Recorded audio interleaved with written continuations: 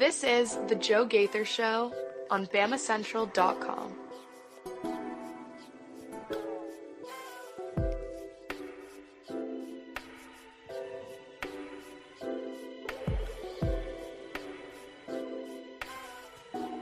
Good morning, Tuscaloosa, Internet World, West Alabama. How we doing today on this Tuesday? It is the Joe Gaither Show on Bama Central, BamaCentral.com. You guys are hanging out with us on the Bama Central YouTube channel, watching us on the Bama Central Facebook page.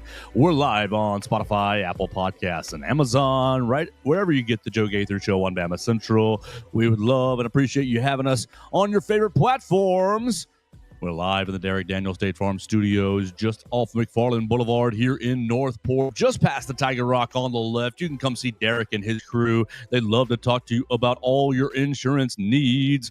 We're going to have a fun show today, hopefully a fun show today with my friend Mason Woods. We're going to talk about a little Alabama basketball. We're going to talk a little Alabama football. We're going to talk a little college football playoffs, and we might get into some fake sports like the NBA. So we'll just talk about it. Some fun things today on the Joe Gaither Show. Of course, we invite you to jump in and join us on the comment section at Joe Gaither 6 on the social media machines. You can leave us a voicemail. Mason, I forgot my little guest appearance yesterday. I had to put my name and didn't put the phone number, so I got to re-up the phone number. Once you start going, I'll change that. The phone number is 205-462-7340, extension 800. If you want to leave us a voicemail, Dax left us a voicemail yesterday predicting an 11-1 Alabama football season going.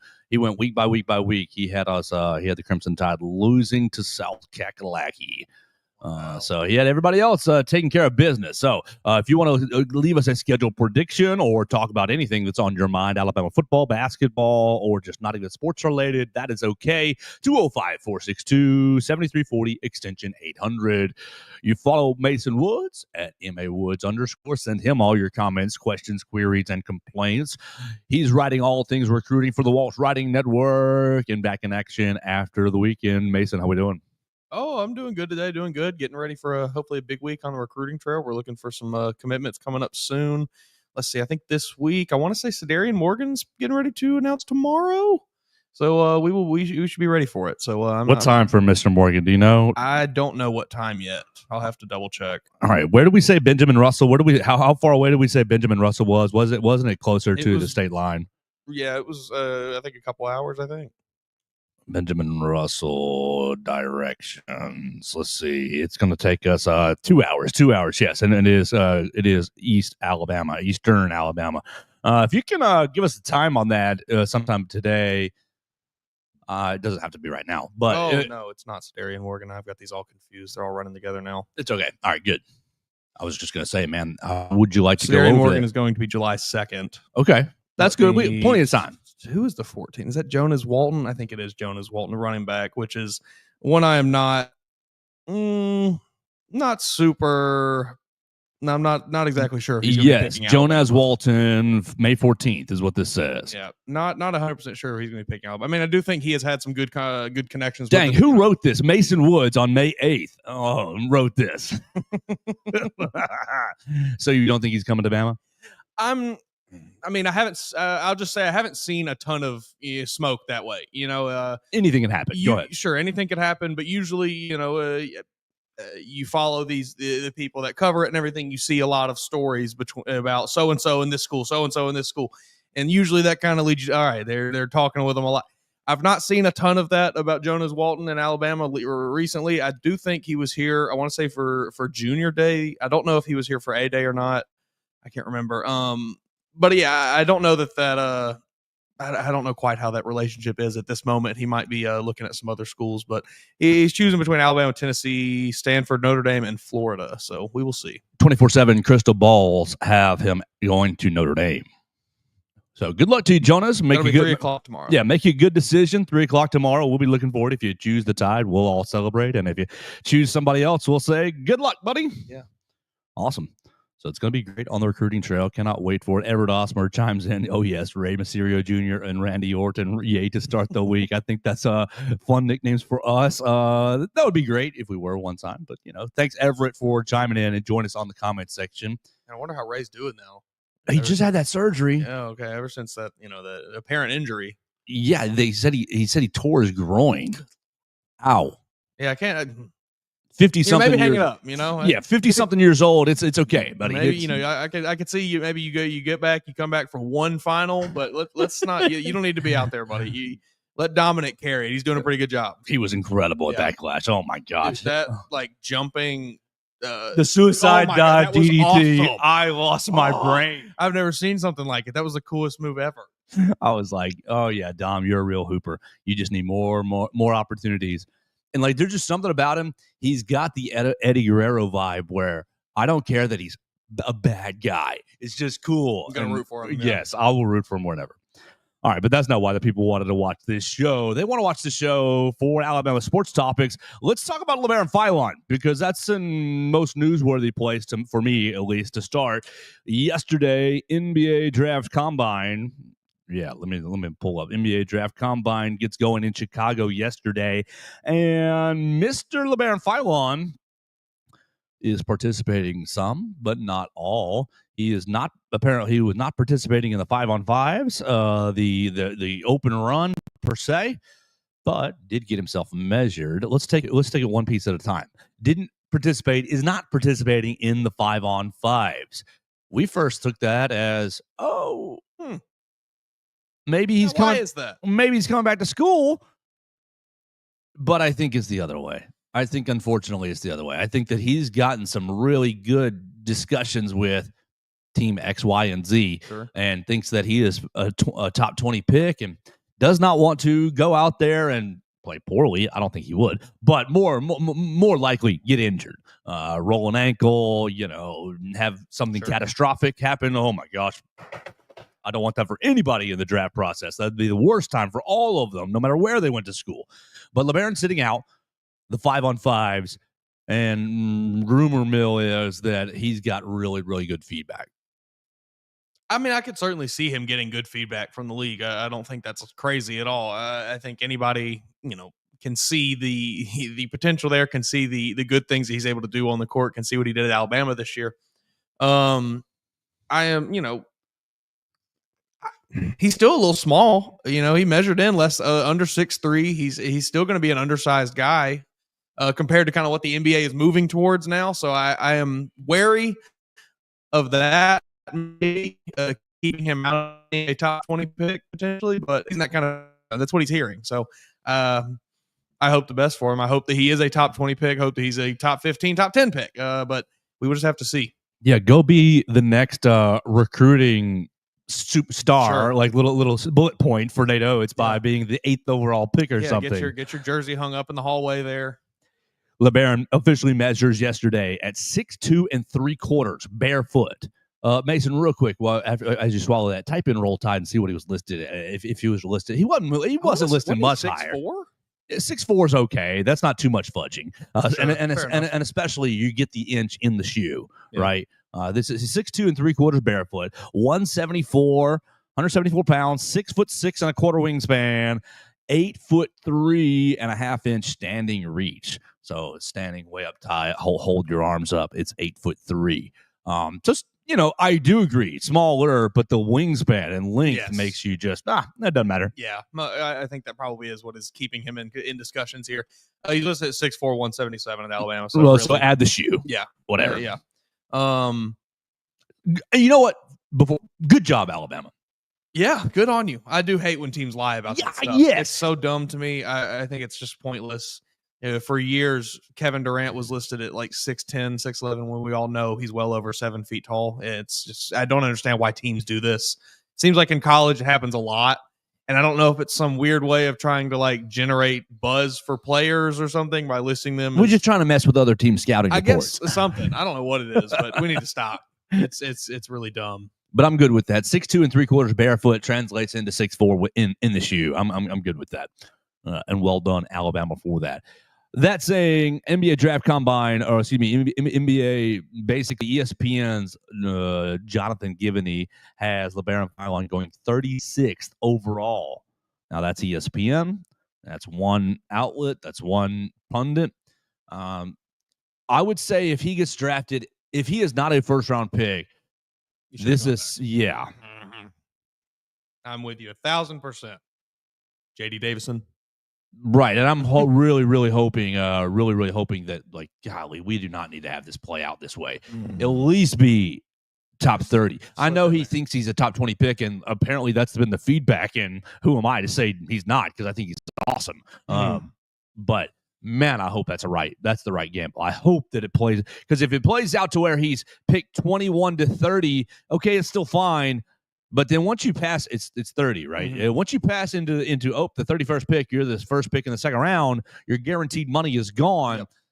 And you could be in a Herb Jones situation where you impress early and you get a fat contract, or you could be maybe a name we all remember. Trendon Watford leaves LSU, former Alabama boy from Mountain Brook, leaves LSU and goes to the Blazers, and he's still in the G League, maybe, or not at all. I don't know.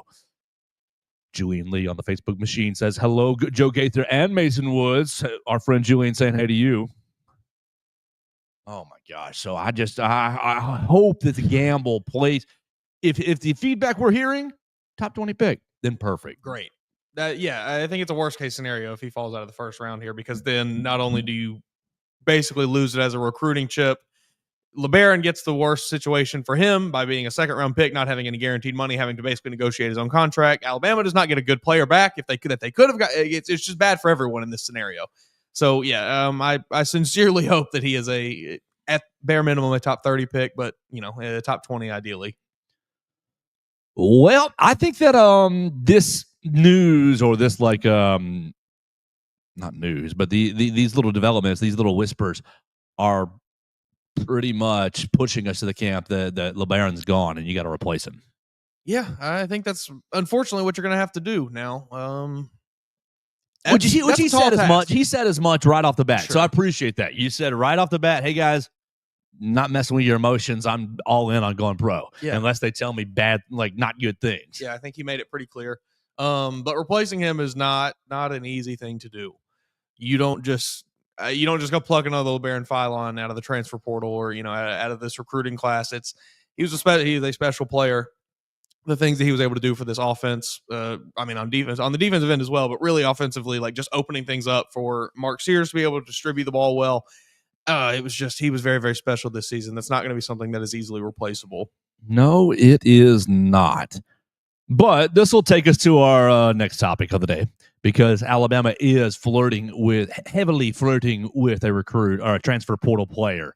And we should talk about him before he agrees to come and be a part of the program, because I think that we're on the 5-yard line with this player. That's where I think we are. Now, obviously, when you're on the 5-yard line, you can still have a turnover and not score. So, hey, guys, it may not happen. But I think you're on the 5-yard line with Keonte Jones, Cal State Northridge player he had committed from Cal State Northridge to go to USC and be a Trojan. But Mr. Chad Baker-Mazara goes to USC, and Keonte Jones goes back in the portal. What I've seen over the weekend is that Keonte Jones was in Tuscaloosa at the Alamite and talking about what was his Instagram? Oh, they supposed to be my rivals or something like that. And I wonder, I don't quite get that, if there's a history there with Keonte Jones, Cal State Northridge. I don't quite, or if it was just the Chad Baker-Mazara replaced me, so I'm going to go, get after all. But I don't know. But the photo was 1,000% in the Alamite Hotel. So I know that he was in Tuscaloosa. And I think that this might be a decent little player for Alabama to look at. 6'6", 190. And my man says averaged 13 points last season, 9 rebounds a game, 4 assists at Cal State Northridge. So obviously, big fish in a small pond here. Big fish in a small pond. Let me zoom in because my eyes are terrible. Last year, 38% three-point shooter, 50% from the floor, almost 70% from the free throw line. So we got to get that up a little bit higher, my friend. Mm-hmm. Let's see. Do we have totals? Almost averaged a double-double, 9 rebounds, 13 points. Let's see. There's my totals. Defense. 38% on only 34 three-point shots taken. I love that. Is this Mo D?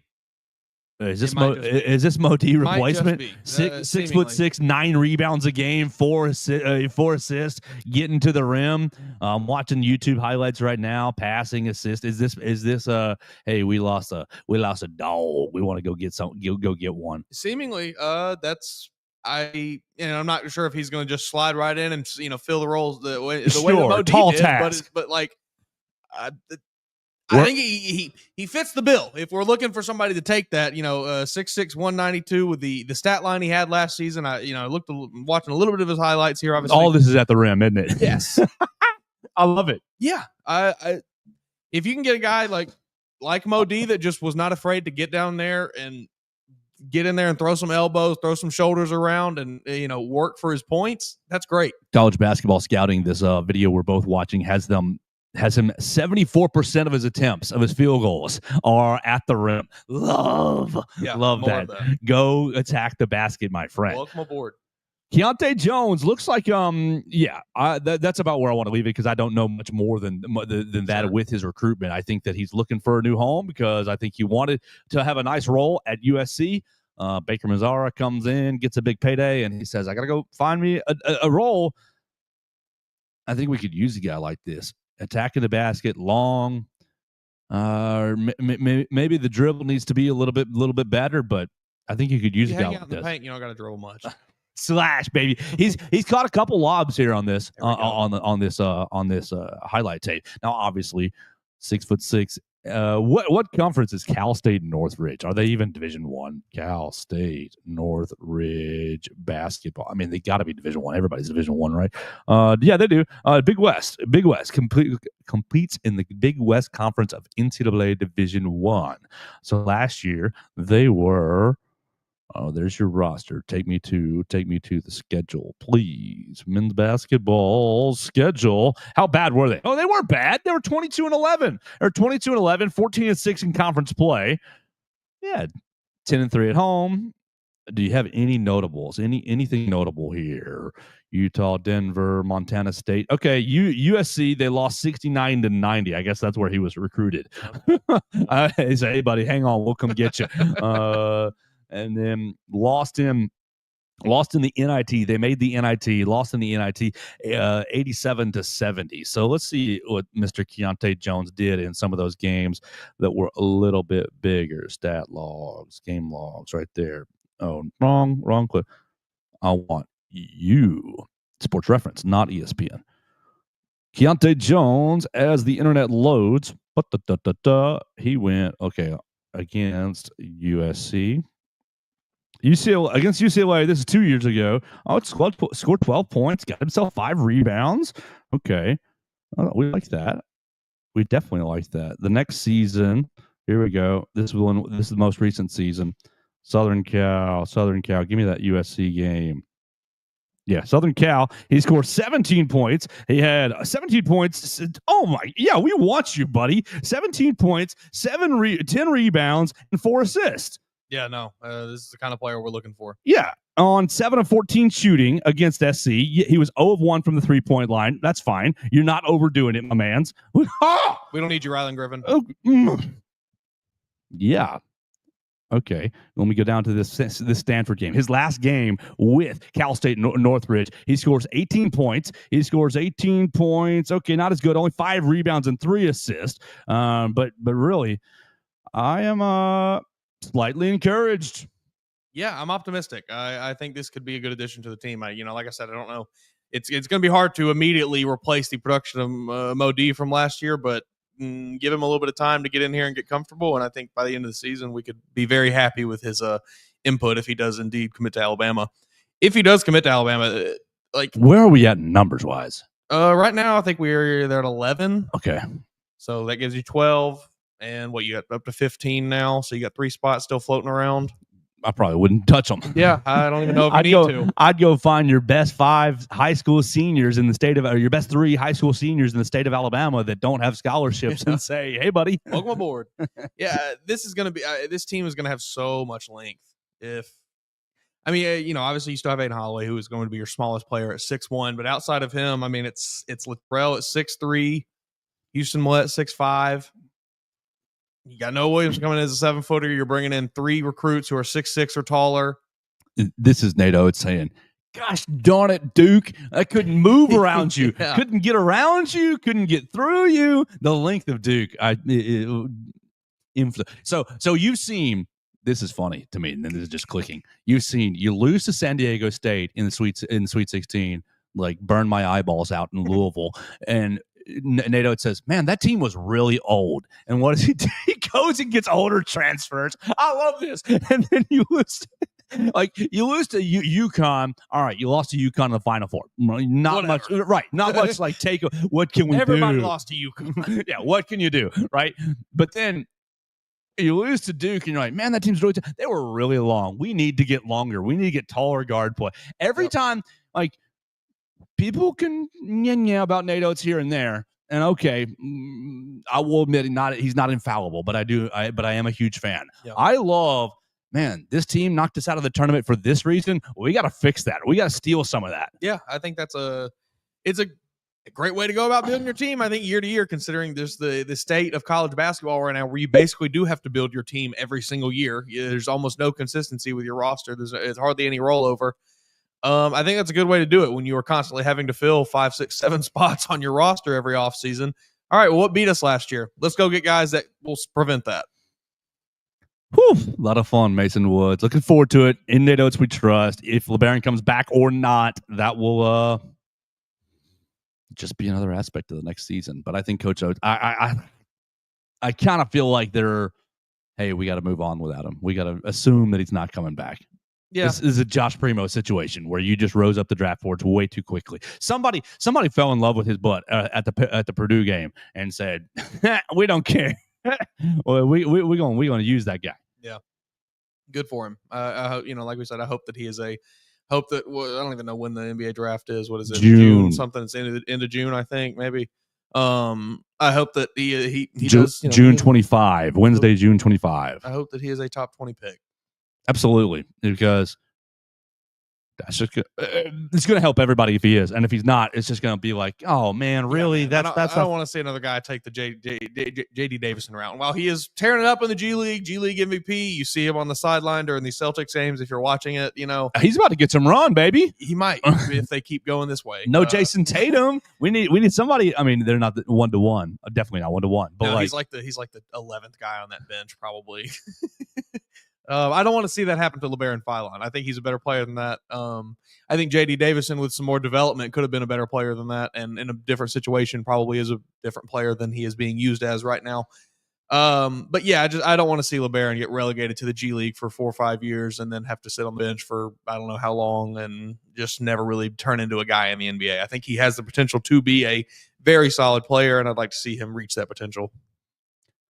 I would as well. So we'll look and see. We will look and see what will happen with LaBaron June 25th. The deadline to withdraw, I think, is 10 days earlier. So I think it's the 15th.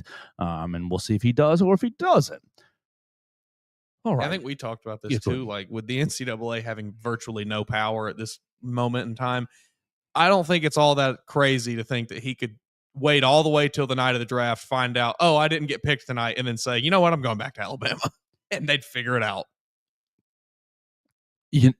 Yes. Everybody talking about Quinn Ewers. Everybody talking about like just sue. And I hate to be that way, but it works. That's been the method. Is I need my extra year. I'm going to sue the NCAA. Yep. Diego Pavia.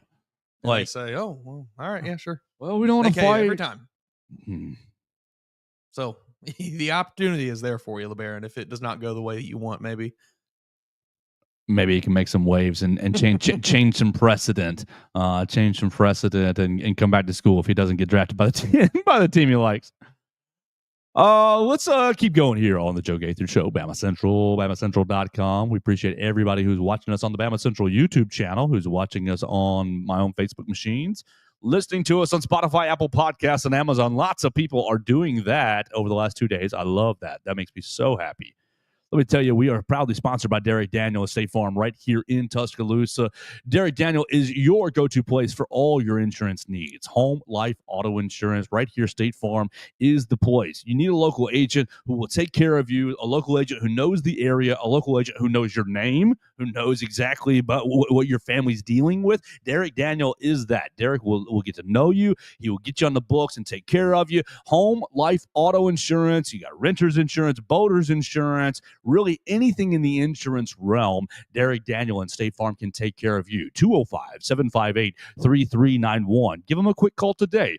Red Reese and Victoria, they would love to talk to you. They would love to take your auto insurance quote, let you know how they can save you money, give you better coverage. Tell them the Joe Gaither Show sent you. We're broadcasting live in their basement 5 times a week. We appreciate them hosting us so much. Call Derek Daniel today. See how much money he can save you. I know he can.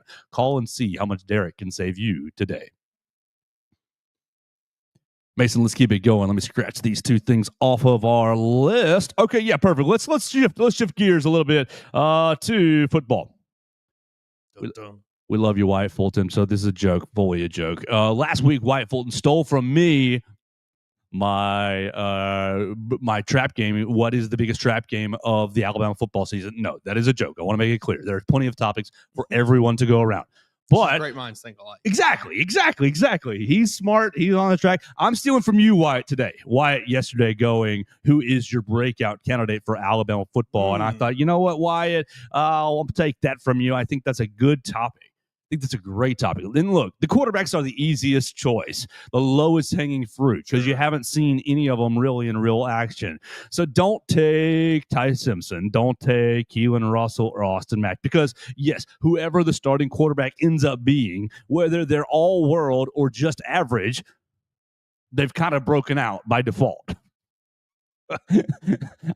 Your starting quarterback for Alabama. I think that's the easy way out. It's a cop out answer if you're picking the quarterback here. Oh god, I think I got a fun one. We're gonna go top 3, top 5. What do you think, Mason? Because I haven't really brainstormed this. I saw it yesterday. I've got some that I love, but yeah, I've got a few stewing around in my head. I think one that maybe will surprise people. All right, my favorite breakout candidate. Okay, my favorite breakout candidate is James Smith. My favorite. That's my safest bet. That what player? I mean, all the Alabama fans, you've heard of him, you're aware of him, you know him. But the Georgia fan, the Tennessee fan, the people who are just paying attention to their own school don't know who James Smith is. And I think by the 3rd or 4th game, they're gonna say, "Oh, we got to get that 23. We got to get 23 blocked. Where is he?" I'm really excited about what he could be. I think he's probably my number 1 breakout candidate. I like that pick. I'm gonna maybe a hot take here. Yeah, go for it. Give me Olasa Lennon. Mm-hmm. Give me Olasa Lennon. He is going to secure that job. He's going to be your starting guard, and he is going to be fantastic this season as a starting guard, I think. Give me he's been here for so long. We've seen him develop. We've watched him, not only grow like on the field, but like you see the genuine physical transformation. He looks like a starting, offensive lineman now. Whereas when he got here, he was just kind of a doughy little European boy. He has been molded into a monster of a man now by the Alabama football program. And I think that he is really ready to take over that job and not leave it and leave everybody else behind him in the dust. I love that pick a lot. I do follow Mr. Olasa Lennon on some social medias, and I know he's been over in Europe post-spring. Or post the spring semester. He was in Italy with the family, I'm sure, and doing the Switzerland stuff, doing the Finland stuff, getting back home for a little bit, as you should. Well done, sir. I love that pick, and I love it because maybe it's just off the field hooey that doesn't matter, but I think that he, Wilkin, and Caden Proctor are very close. Now, that could just be my outside perspective, but the whispers and things that I see and that I know that Wilk and Caden are very close. That's as obvious as can be. That was pretty much revealed in Caden's transfer saga.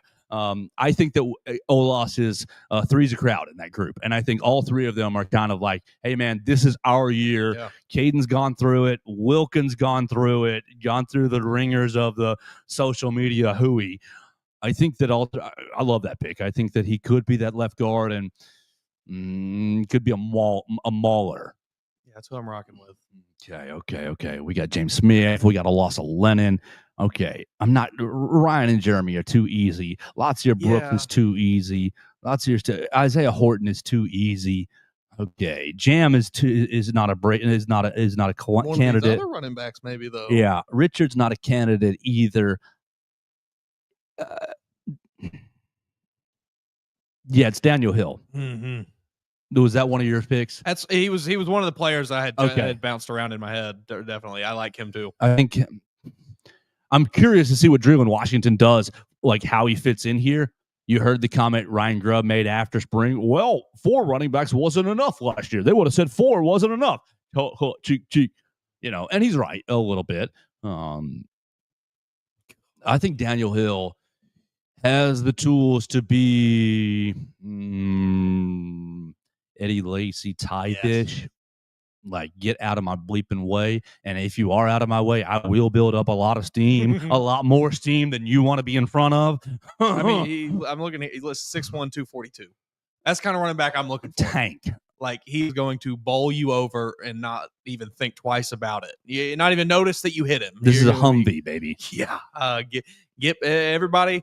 We're giving the ball to Daniel Hill, and we're going 4 yards in a cloud of dust. We're going 3, 4, 5 yards every play. It's just going to run it down your throat. And then he's going to break one, and he's going to run your safety over with about 15 yards of steam. Mm-hmm. Exactly. And, like, the safety, it will look bad.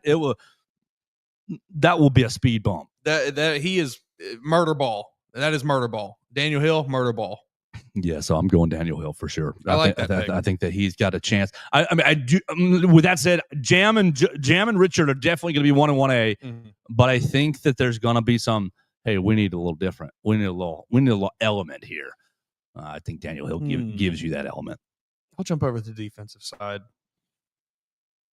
I've been talking about this guy so much. I got to go with Red Morgan. I love Red Morgan. I have loved Red Morgan. I will continue to love Red Morgan. I think he is, I don't know that he's going to be like similar. I think he will play. I don't know that he's going to be on the field for every snap or anything like that. But I think when he's on the field, you will notice because he is going to be laying guys out.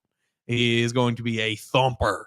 I've said it before. It reminds me, I think, a lot of Malachi Moore. And whereas may not be the most physically impressive guy, not the most skilled guy, but like he just plays just hard. The guy just goes hard. You can't teach going hard, and he goes hard. It's amazing. I love Red Morgan. I think he just has a fire about him that not a lot of players have, and I think that's very valuable on a defense. The thing with Red is that I think that he has been committed to the University of Alabama since he put on football pads, and I think. That's hyperbole for sure. If you're not picking that up, but I think that really he is living exactly what he wants to be doing right now, playing for Alabama. He's in a tough room, right? Sure. He's in a tough spot with Xavier Mincy, Deshaun Jones, kind of getting after him. What are you going to do with the Husky spot? But I do think he's going to get a lot of run, and I think he's going to become a fan favorite like Bray Hubbard was last year. As soon as you say Alabama native, and then you hit boom, boom, and it's like, yeah, that's my guy right there. 16, you're going to see those jerseys all over the place. I think that's a good pick. I'll stay in that room because I think that his biggest challenge is Xavier Mincy. Yeah, Xavier Mincy is like just an alien, like Dijon Lee. I think Kane Womack's got a problem in quotation marks of like he's not a problem. He's got to keep people happy with playing time and decide, okay, who gets leeway, how much do you get? Because I think the depth is so good that you might be, hey buddy, one slip up, you're out. Because the leeway, you may not. Last year I think you had some leeway because do I throw this freshman out there? How many times do I throw the freshman out there? I think Kane Womack's got a huge problem on our hands with getting all these guys on the field. And ultimately, I think it won't, like we say that from a traditionalist perspective, but I think in a modern football, what we saw last year of just 3 or 4 snaps and out, just platooning guys. I don't know why you wouldn't when you've been recruiting at such a high level. maybe there is room for Red and Xavier Mincy to break out. Maybe not, but I just feel good about Xavier Mincy. Yeah, I think it's a good pick. And I think there is the notion of just like you said, 3-4 plays, you're out, 3-4 plays, next guy. I love that. I love that they did that last year. I hope that we see more of that this season. I think that you have the talent to feel a lot more comfortable doing that because of just how much more experience this room is now.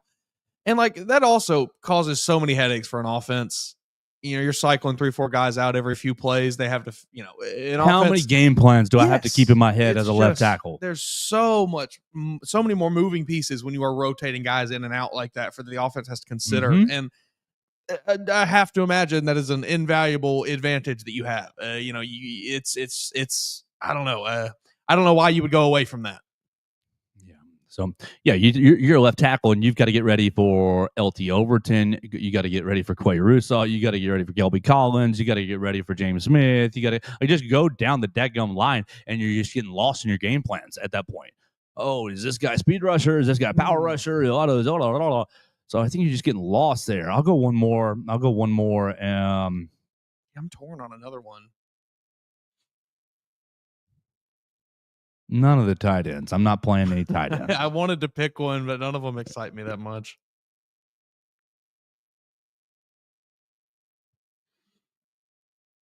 All right, I'll pick a true freshman. What is your name? Justin. I'll take one of the tight ends. Give me Dalton Brody. He's fill that Robbie Oots role well. Everybody will love him. All right. You go Dalton Brody, and I'll end with Justin Hill. So you want to go first with Dalton Brody? Just take 2 seconds. I think I really said it all. I don't think he's going to do a whole lot outside of basically take over Robbie Oots' role from last season, and I think he will do that well. I think he's got the build to do that well. I think he showed at Troy he was able to kind of take that role over, and I'm excited to see what he does in that role. Very quickly, I think he could become a fan favorite because of just the way he plays and the role he's going to have within the offense. I like that. Fan favorite can definitely be a breakout, even if they're not a star or not. Absolutely. He's not going to have all the stats. I'm going Justin Hill as a true freshman, and that is a real big dart throw to me because I think the Wolf room is packed. But I think that Justin Hill is going to end up finding himself in real pass rushing downs. Like, sorry, buddy, you're not playing on 1st and 10. You're probably not playing on 2nd and 12. I'm talking about 3rd and 10 or longer, 3rd and 8 or longer. You're going to get rotated in some. I think Justin Hill is going to be a guy that, Lee, I like Yanzi Pierre so much. But I think Justin Hill is a very natural pass rusher with a lot of tools that what we heard out of spring was, he's got some physical tools that kind of pop in this room. Explosive off the line, quick with his hands. I think it's just so long. Right, you're gonna need to polish him up, obviously, as a true freshman. But I think that he will. I say breakout candidate. I'm not meaning he's going to lead the league in sacks. Not at all. I'm meaning he will probably find himself on the all freshman team because he's got himself 4 sacks, and you're like, wow, can't wait to see him next year. Type player. Well, set it at 3.5, 4.5. Yeah, I feel good about that. If it's 4.5, I'll go under. If it's 3.5, I'll go over. I think he's going to be a good player, but yeah, like you said, you're not going to necessarily, pop off the stat sheet, but kind of a guy where when you see him on the field, it's like, oh, he's going to be somebody. Mm-hmm. So breakout candidates. All right, that's fun. I think we got some good ones in there. Remind us of the 3 or 4 that you just said, and I'll remind I said Alausa Lennon, Red Morgan, and Dalton Brody. And you know what? We'll throw Alex Asparov in there, too. He's going to hit a big field goal. I'm ready for it. He's going to... I'm going James Smith. I went James Smith. I went Red Morgan, Daniel Hill, and Justin Hill. Yeah. I think good players. I feel really good about this year's team. Obviously, I have flip-flopped and waffled about the quarterback situation. I'm still flip-flopping and waffling on the quarterback situation, but everything else I think is fantastic on this team. I think it's I don't want to, say this and put the expectation on him, but like it kind of feels like 2020 again, where it's just like, oh, quarterback's not going to have to do a whole lot because the rest of the team is so good around him. I think that's a fair assessment. You're seeing a lot of pundits, Mason. This is a nice little segue. Talking about Alabama making the playoff. Oh, I would bet on them making the playoff. I bet on them bouncing back. I feel good. Josh Pate getting major vibes on them. You get a lot of ESPN folks, a lot of major vibes on them. Is that crazy? It's not crazy. Come on, it's crazy at all. I really don't. I think when you go down player by player and you run through this year's roster, I mean, you know, looking at the lineup here, they got guys everywhere. There are just guys. There are really, really good football players at just about every position. Now, some of them are unproven. Some of them we've not seen. And it's a bit of a projection from us, but I just feel really good about this roster top to bottom. I don't think you have any glaring holes anywhere. I agree. So we'll see what they do over the summer. We'll look for some of these guys to break out. Mason, why don't we use this to transition into college football playoff talk after we tell everybody about Warren Tire? So my name is Russ Warren, and I'm one of the owners here at Warren Tire. We started in 1961. My granddad on University Boulevard, so we've been kind of a staple here in the Tuscaloosa and the University of Alabama community since then, and so thankful to be in the third generation. And we have 2 locations now in Tuscaloosa. We're right here at the 15th Street location right now where we just do tires, brakes, and alignments mostly here. Our university location does oil changes, engine work, air conditioning work, front end work, the whole 9 yards. And so any of our 2 locations, you can come check us out.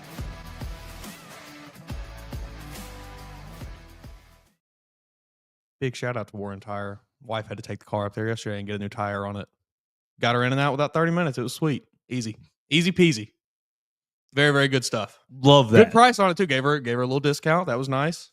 Just for the trouble. It wasn't anything that she did. Just, hey, here's a little discount. You know, having a tough day. Go ahead. So shout out Warren Tire. Man, that makes me juiced up and happy. I know Melissa. She had 3 holes in the tire. Oh my gosh. Yeah, one of them from a nail, and the other 2 had worn out. Wow. Some of the tire worn weird. So a little rotation, get a new tire on there. We're good to go. There we go. Back on the road. Melissa's back in her life. Yeah, we'll get a new set of 4 in probably 6 months or so. There we go. You can call. You can be like Miss Melissa and call them on the 15th Street location, 205-759-5505 if you want to get in there, or on the University Boulevard location if you got non-tire work, non-brake work, 205-758-2739. They split them up just to keep them efficient, so you can be like Miss Melissa and get in and out. Yeah, I mean, she did it on like a lunch break. It was easy.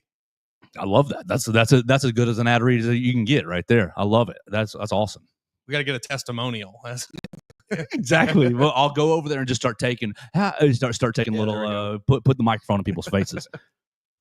Mason, oh my gosh, we touched this on All Things Bama last week, just a little bit. If you're not listening to All Things Bama, that is our supplementary podcast that Mason leads, and you can hear it once a week. Mason's hitting things and topics that we kind of miss on the Joe Gaither Show. Oh, right at the end of the week last week, this kind of broke out, and so I feel like we need to talk about it on the Joe Gaither Show. Goodness gracious. New college football playoff ideas. Boo. Yeah, big boo. Big, massive boo. Right now, we're in a 12-team playoff, and nothing has changed. You're still in the 12-team playoff. Everything is locked in from it was last year, but the proposed changes are moving it from 12 to 16 teams, okay, and more automatic qualifiers. That's the most egregious part. Y'all, you know, you can shove 16 teams. You can just force me to take it, and I'll say, I'll throw my hands up and say, whatever, do what you want. CFP, you rule everything now. But I'm gonna draw the line at these automatic qualifiers. Like it is completely antithetical to the point of the college football playoff to have automatic qualifiers. You are looking for the best of the best. If you say, oh, well, all you have to do is reach this parameter to get in, you're not looking for the best. It's ridiculous. I hate it. The proposed changes range the automatic qualifiers from 5, which you already knew, the 4 Power 5 conference champions and the 1 highest ranked group of 6 champion. There's your 5. From 5 to 11. 11 of the 16 spots being automatically decided. Big Ten and SEC receiving 4 guaranteed spots each. What? The Big 12 and the ACC receiving 2 automatic spots each, and the Group of 6 receiving 1 automatic spot. So that makes the other 5 spots. Let's see. Under the proposed changes, that would leave just 3 at-large bids to be made available to anyone who did not receive an automatic qualifying bid. Does that leave me right? 11 plus 3 is 14.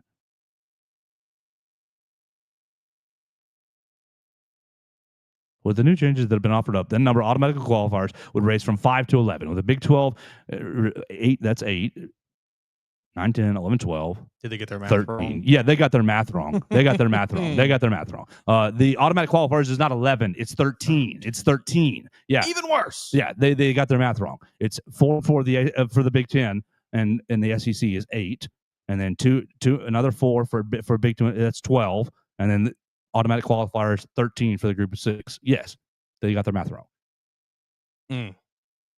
3 spots for your Notre Dame. I mean, Notre Dame's getting one of those spots, right?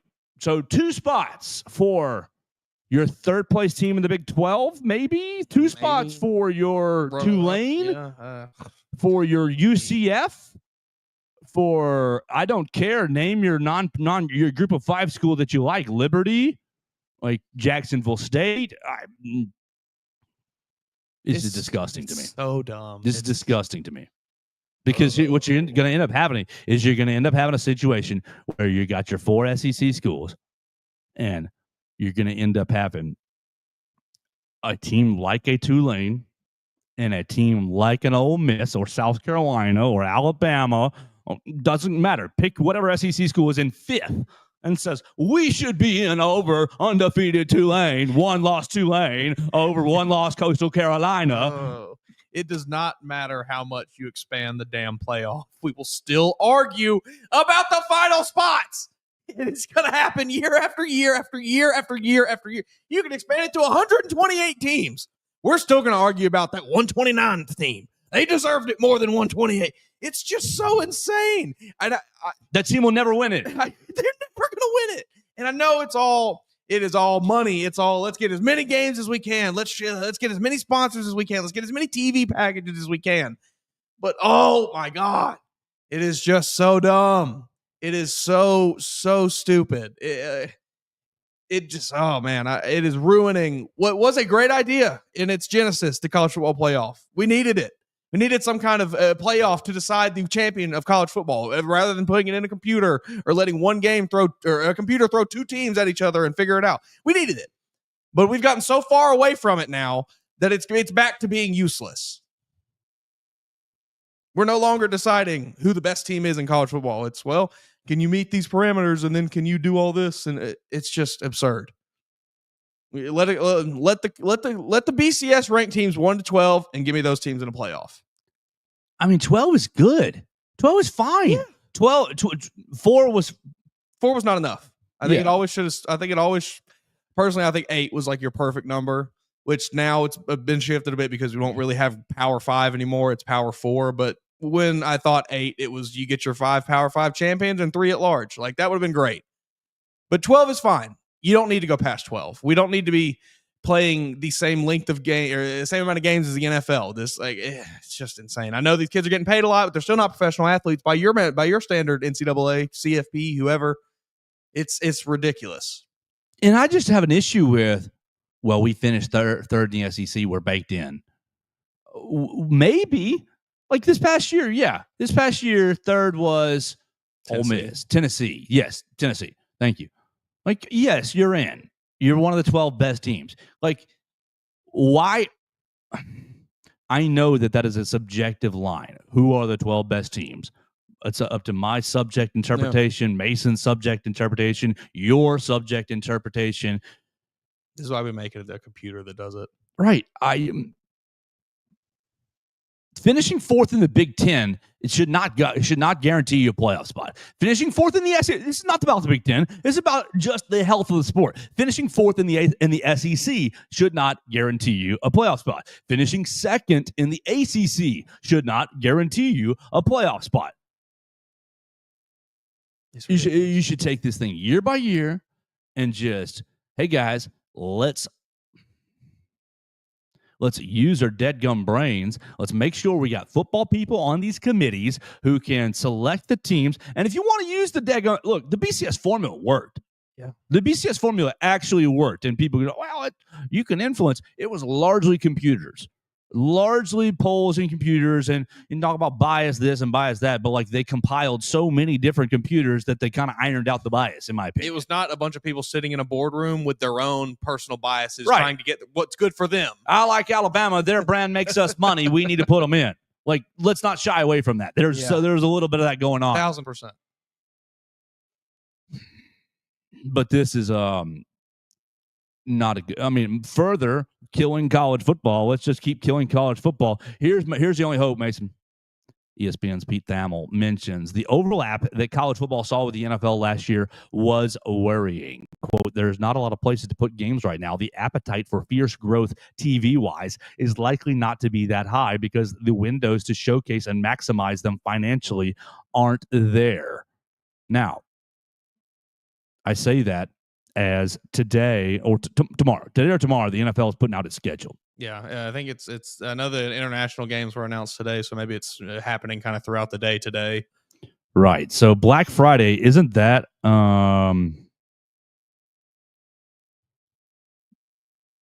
yeah, Black Friday, you got a double header. I know the Bears are playing because I already saw that. Essentially, what I saw was that these first round games are already going to be overlapped with the NFL games. And so it's like, what do you want? Am I watching the Bears or am I watching college football playoff? Like, can we not just, like, we're at the point where it's too much. Yesterday, 2 days ago, I saw you need 10 streaming services to watch the NFL this year. And you need all the streaming services and all the local packages and all the premium pack. The bubble has burst. Right. I'm going to just miss some NFL games this year or just use, pirate mode. Like, I'm sorry. Like this, and you're talking about a number one consumer right here. Yeah. Like, I'm top 1% of football consumer. P1. I don't want to toot my own horn, but like we're there. And I'm telling you, it's too much. Mm-hmm. Oh my gosh. So I hope that there is some serious resistance to moving to 16. But I think that these college football, these administrators, these presidents just say, well, if we make all we got to do is finish fourth, like we'll be in. Like that's how we get ourselves that money. Because big money to make the playoffs, big money to advance, big money, all sorts of stuff. We can get our extra piece of the pie, guarantee our piece of the pie. And of course, budgets, it's easier when they're guaranteed. Maybe the Saban Commission can save us some kind words about this, or maybe some not so kind words about this, and move some things around once that happens. I understand that's going to take a while to come to fruition, probably, and maybe so long that we do end up moving to a 16-team playoff before it does, because it seems like they're moving at a breakneck pace here. But that's really the only thing we can hope for at this point, because big business is just ruining college sports. The money aspect of everything is ruining college sports. It's unfortunate. Just is what it is. Save us, Nick Saban. You're our only hope. You think that just from its inception, the college football playoff was always just going to be a flawed system because the talent pool is so it's just such a wide net to cast. There's no way to objectively grade teams against each other because there's so few interconference play. There's so little interconference play. There's so few matchups you can look at one team against another and say, oh, a common opponent. And we've said it before, but again, it comes back to it. This is all just going to end with the SEC and Big Ten making their own league, about 40 teams. Yes, this is the moving. We're moving on because that's why the NFL playoffs work. There's only 32 teams. You know how good those teams are. You can objectively say, oh, you have this record. This is where you rank in the playoffs, and nobody can argue it. Right. The schedules are equally balanced every year, and it's based on who you win and lost against, and there's a formula to it all. There's no, well, I'll call you up and see if you want to schedule a game. There's just no argument allowed. Y'all are bad this year. We need a free win. Yes, I do think the disbursement of talent makes it very difficult to select a fair playoff, because I do think that if you were selecting a fair playoff, you would have an over-representation of the SEC and Big Ten. Like, part of this is, we got to keep it fair. Everybody gets a trophy. The ACC gets invited too. But I just have a problem with, like, even being an SEC fan, with, oh, we got to bake in our 4 bids. No, if Ole Miss is good enough, if Alabama's good enough, if Tennessee's good enough, right, exactly. Yeah. If Florida and LSU, if they're good enough, I don't care. Pick your school. Auburn, who's never made the playoffs, if any of them are good enough, they're just going to get in. And, like, you can talk about last year. Alabama should have been in. By golly, I think you saw, like, a first-round game on the road. Did you want to get the SMU?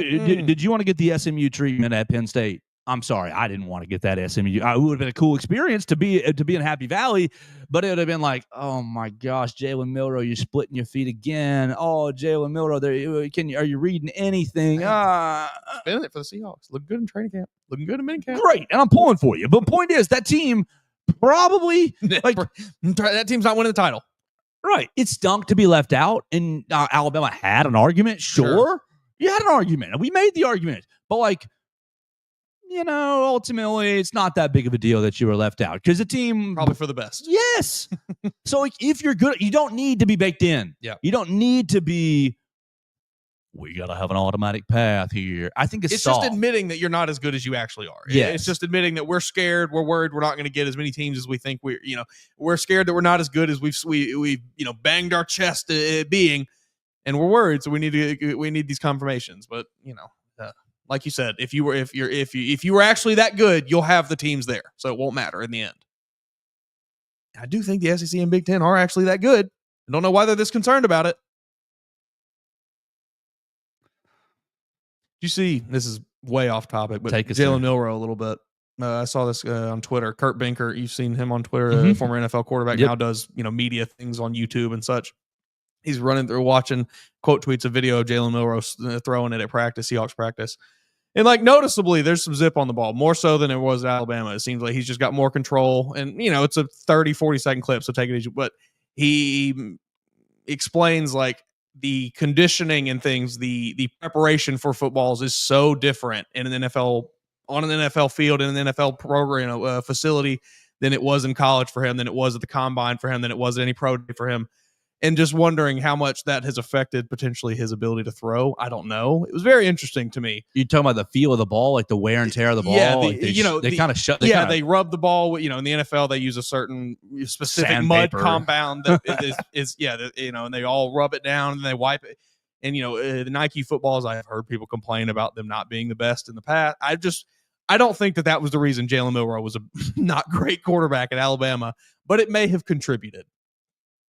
Hey, you gotta feel the ball in your hands. It was interesting because boy, he looked good in that Seahawks clip. Now it was a clip, so take it as you will, but it was fun. It was an interesting conversation. He looked good last year in that back shoulder throw to whoever it was in spring, wasn't it? Was that Ryan or last fall, or was it Jeremy last fall? It was somebody.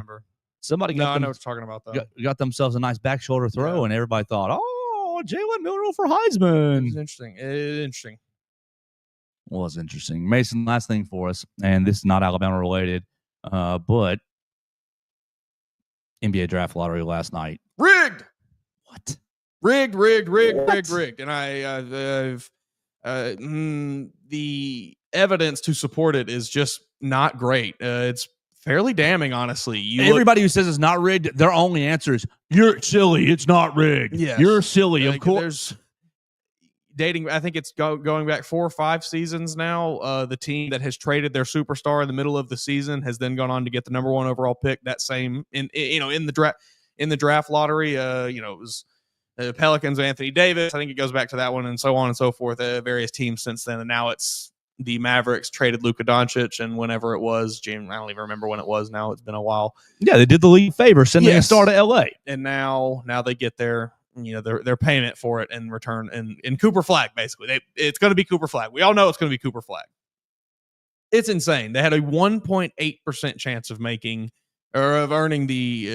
the number 1 overall pick in the NBA draft last night, and they did it.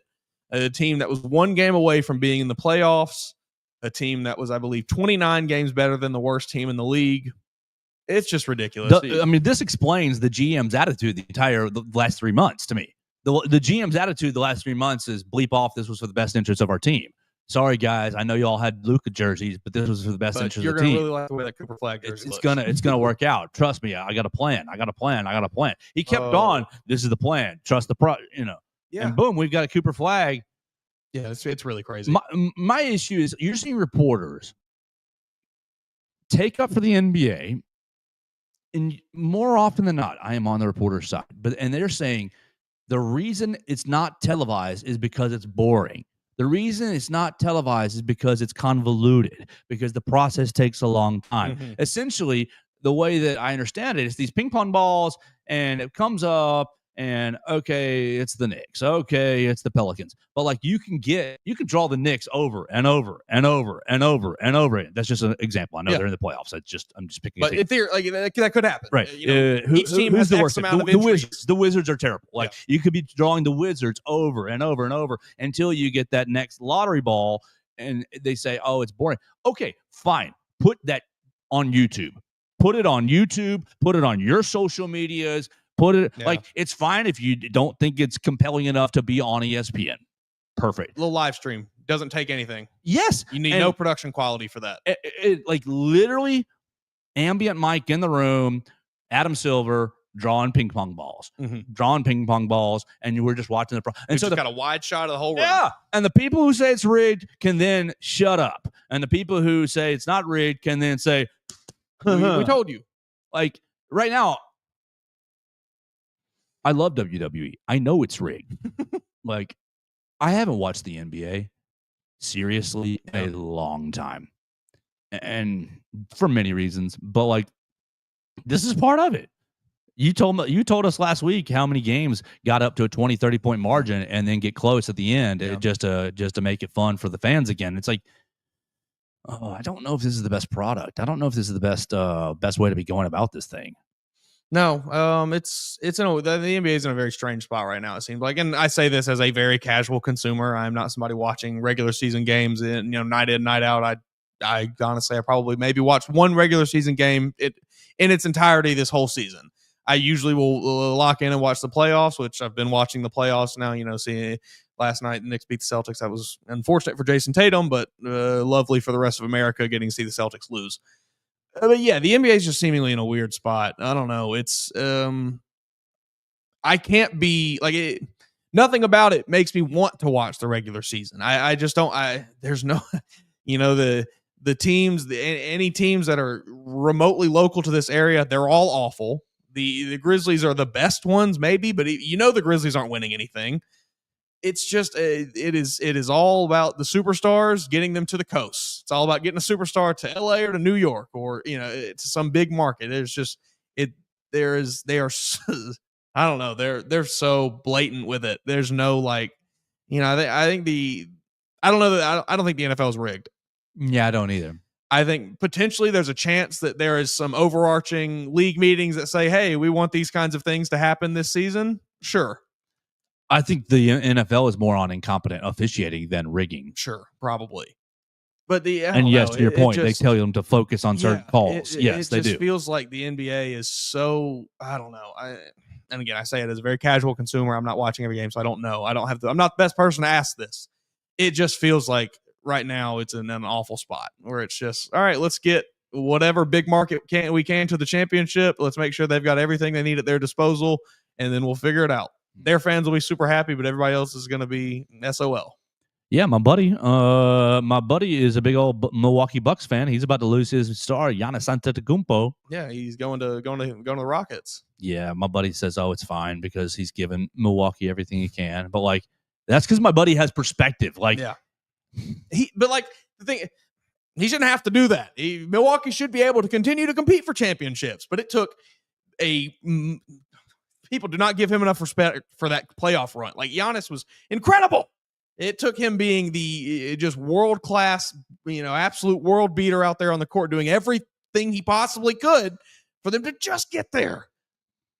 And they'll never get there again. My goodness. So, yeah, NBA, Cooper Flag, congratulations. You're going to the Dallas Mavericks, and great. You're going to look great in that uniform. A lot of Caucasian fellows have. So that'll work out well for you. Mason, tomorrow on the program, know thy enemy, know your enemy, the Florida Gators. So we got to talk about Billy Napier. We got to find away the Fighting DJ Lagways, find out if they got anybody on defense and look at their schedule. We'll do same sort of plan that we did last week with Texas, kind of start with an overview. Then we'll talk about strengths. We'll talk about weaknesses. Then we'll talk about their schedule and kind of place them in the SEC. So that'll be tomorrow. Know thy enemy, the Florida Gators. You can call. Please do. Leave us a voicemail about Florida, 205-462-7340, extension 800. Do you think Billy Napier's getting fired this year? He actually did a really, really good job last year. I thought he was going to get fired before the year started. And ended up navigating a really difficult schedule. So I'm looking forward to talking to Florida Gators. I think he earned a lot of grace with the up highs at Florida. I think he did as well.